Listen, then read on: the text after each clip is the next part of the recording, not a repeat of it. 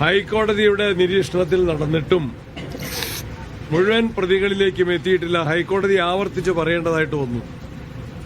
ഇനിയും ഉന്നതന്മാർ ഇതിൽ പ്രതികളാക്കപ്പെടേണ്ടവരുണ്ട് എന്ന് പറഞ്ഞു. നഷ്ടപ്പെട്ട സ്വർണം എത്രയെന്ന് തിട്ടപ്പെടുത്തണം, അത് വീണ്ടെടുക്കണം.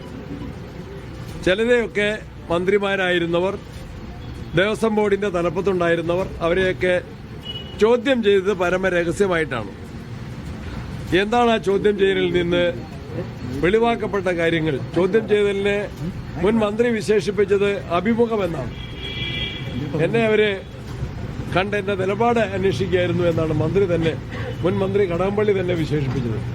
ആ ചോദ്യം ചെയ്യലിൽ എന്തെങ്കിലും തെളിവുകൾ കിട്ടിയിട്ടുണ്ടോ എന്ന് അന്വേഷണ ഏജൻസികൾ വ്യക്തമാക്കണം. ഗവൺമെന്റിന്റെ നിയന്ത്രണം അവരുടെ മേലുണ്ട്. ഏത് ഏജൻസി അന്വേഷിക്കുന്നതിനും ഞങ്ങളെതിരല്ല.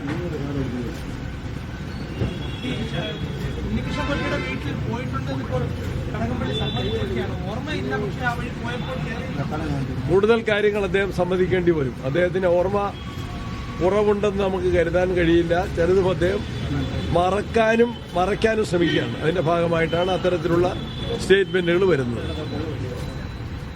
ഞങ്ങൾ പ്രധാനമായിട്ട് അഭിരമേരി ചോദിച്ചു എന്തായിരുന്നു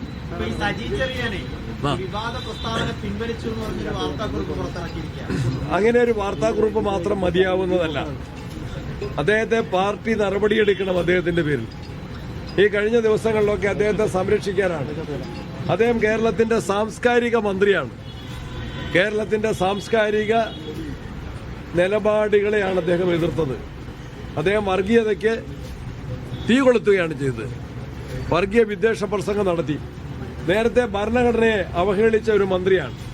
ഭരണഘടന അടിസ്ഥാനത്തിൽ സത്യപ്രതിജ്ഞ ചെയ്ത മന്ത്രി തന്നെയാണ് ഒരു വട്ടം ഭരണഘടനയെ അധിക്ഷേപിച്ചത്. ഇപ്പോൾ കേരളത്തിൽ മതേതരത്വത്തെയും കേരളത്തിന്റെ സാംസ്കാരിക തനിമയുമാണ് മന്ത്രിയായ സജി ചെറിയാൻ ചോദ്യം ചെയ്തത്. കേവലം ഒരു പത്രക്കുറിപ്പ് കൊണ്ട് അത് അവസാനിക്കുന്നതല്ല.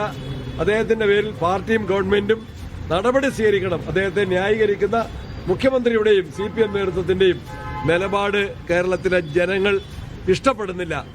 കേവലം ഒരു തിരുത്തൽ കൊണ്ട് തീരുന്നതല്ല ഈ വിഷയം. അത് ഞങ്ങൾ ആലോചിക്കും.